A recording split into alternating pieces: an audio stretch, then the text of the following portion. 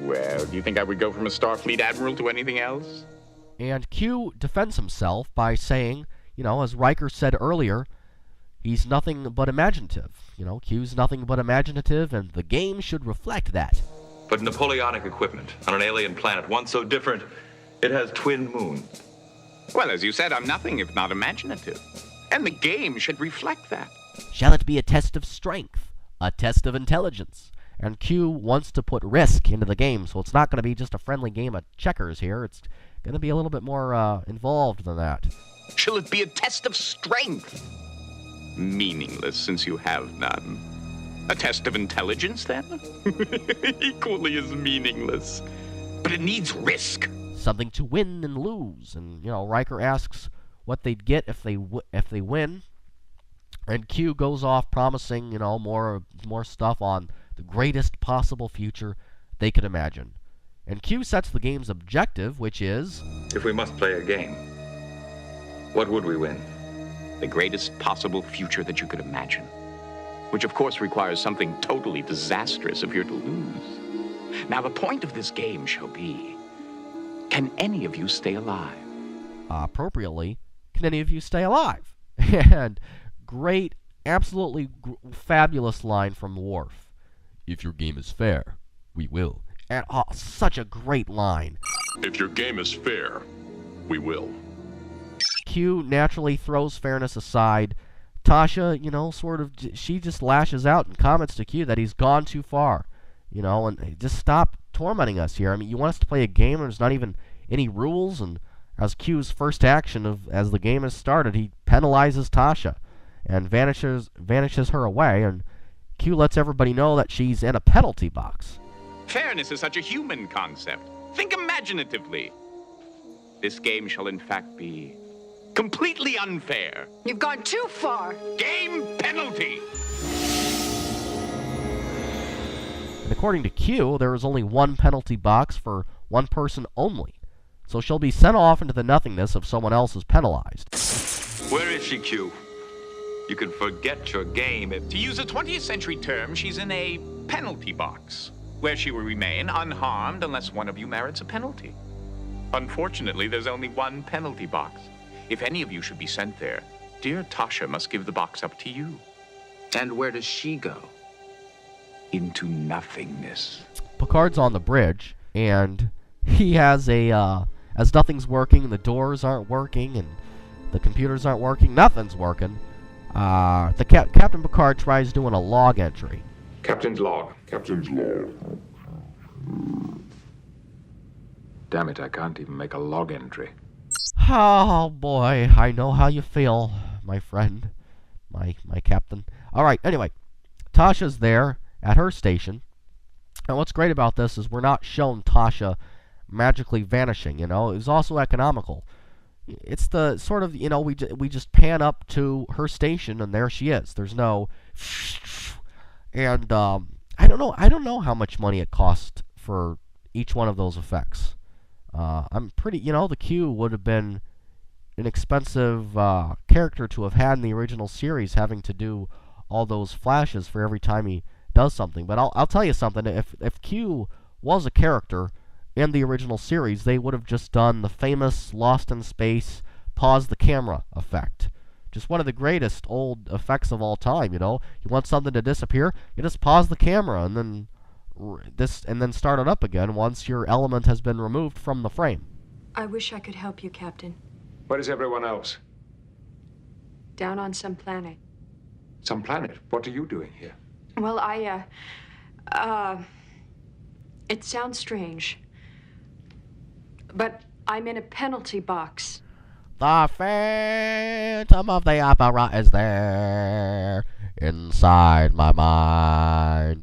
So Tasha becomes quite understandably frustrated at Q and just the helplessness that she feels from the situation. And Picard walks up that ramp and goes up to her, and he's very much so a father-like figure to Tasha. I know that one more penalty by anyone, and I'm gone. Gone? Yes, I am gone. It is so frustrating to be controlled like this. Lieutenant, Tasha, it's all right. And Q appears and gives Picard a bunch of BS naturally, and Picard reacts to Q in his wardrobe, going, "A Marshal of France? Ridiculous." And, Q rambles off and does his thing, and Q even does his own captain's log. A Marshal of France. Ridiculous. Well, one takes the jobs he can get. For example, Starlog entry. Stardate today. Stardate today. Gee whiz, I'll have to use that sometime. This is Q, speaking for Captain Jean-Luc Picard, who we consider to be too bound by Starfleet customs and traditions to be useful to us. The Enterprise is now helpless, stuck like an Earth insect in amber, while its bridge crew plays out a game whose real intent is to test whether the first officer is worthy of the greatest gift the Q can offer. Anyway, Q drops that the real intent of the game, going down below on the planet, is to test Riker. So you're taking on Riker this time. Excellent. He'll defeat you just as I did. And if he's worthy of the greatest gift a Q can offer. Now, before Q and Picard establish a wager, one brief thing I want to make a note of. How Q, once he appears and he sees, as Picard's comforting Tasha, Q goes, "Consorting with lower-ranked females, Captain? Especially ones in penalty boxes?" I thought, just what a perverted sense of what was going on there Q had. And he really is, there's one thing about Q that I want to save till later in the show, but, just how Picard was being a fatherly figure to Tasha. That's how I think. I don't think it was anything romantic. I think that's silly. I don't think that's what Q was implying either. I think Q was just being a jerk. Whatever way he could offend what was going on there. Anyway, Q and Picard make a wager. Q wagers Picard's starship against, the Enterprise, for crying out loud. I don't have to call it a starship. How impersonal is that? Excellent. He'll defeat you just as I did. Shall we wager on that, Captain? Your Starship Command against your keeping out of humanity's path forever.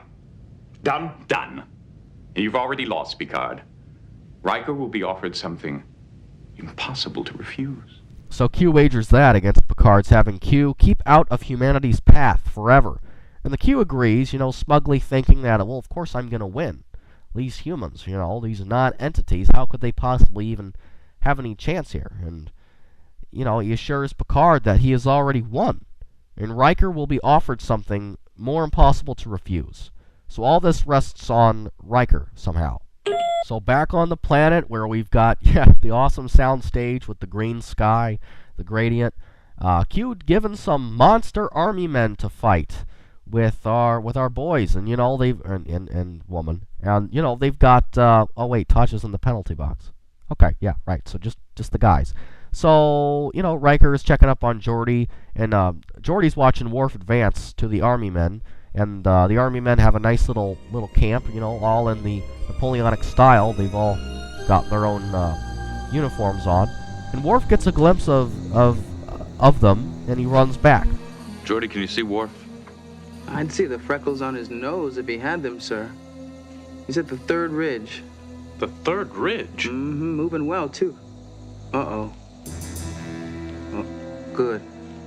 He sees them. And from then on, it goes to a scene back on the Enterprise, but let's stay on the planet for now. And basically, Riker, Geordi, and Data are talking about the weaponry of their opponents. And Riker, comments it's not like Q to give them an advantage, because they have phasers, and these guys just have rifle guns, right? And Riker tests his phaser on some rock, and Worf just, runs out from hiding and responds. And Riker, off in the distance, lets Worf know that it was, just me. And here's the thing, Worf's report of the enemy army men.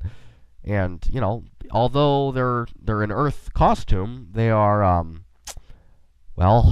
here comes Worf's infamous line, one of the great infamous lines of this episode. And that is this.